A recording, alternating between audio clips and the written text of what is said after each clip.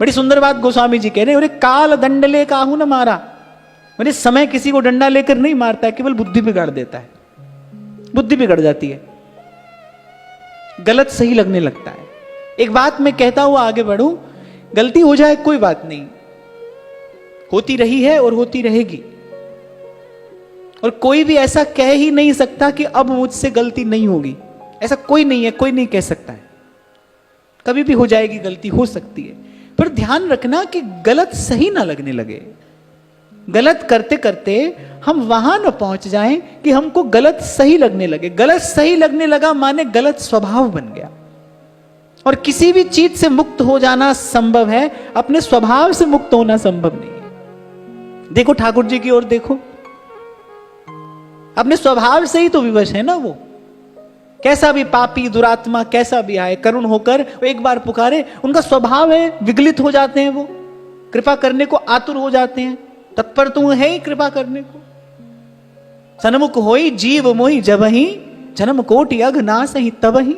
स्वभाव ही तो है उनका कि वो पात्र अपात्र का विचार ही नहीं करते, बरसा देते हैं अपनी कृपा का जल।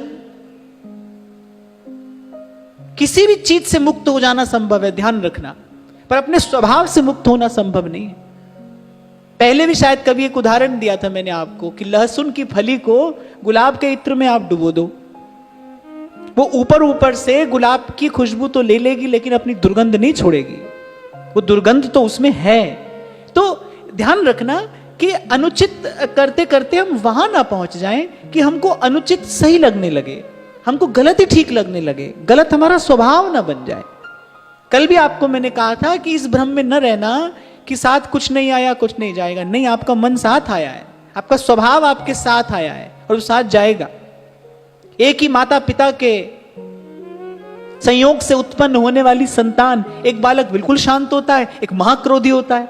ऐसा क्यों होता है? क्योंकि जीव अपना प्रारब्ध, अपना संस्कार अपने साथ लाया है, पीछे से लाया है और आगे तक जाएगा।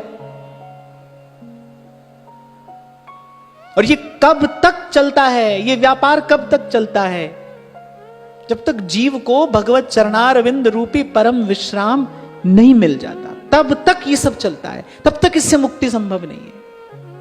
मुक्ति किससे कहते हैं? किसे कहते हैं मुक्ति? क्या है मुक्त होना? ये जो अनुचित अवांछित हमारे साथ लग गया है, लिपट गया है, चिपक गया है, इसी से मुक्त होना ही तो मुक्ति है।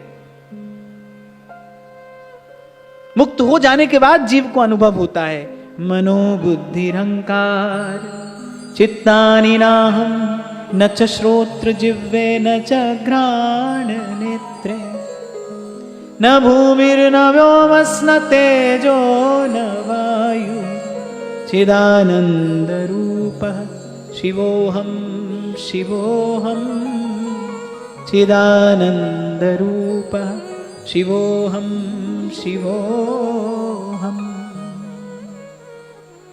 इसलिए जहां आरंभ में मैंने आपको कहा कि हमको उपासना के संस्कार से सुसंस्कृत होने की आवश्यकता है।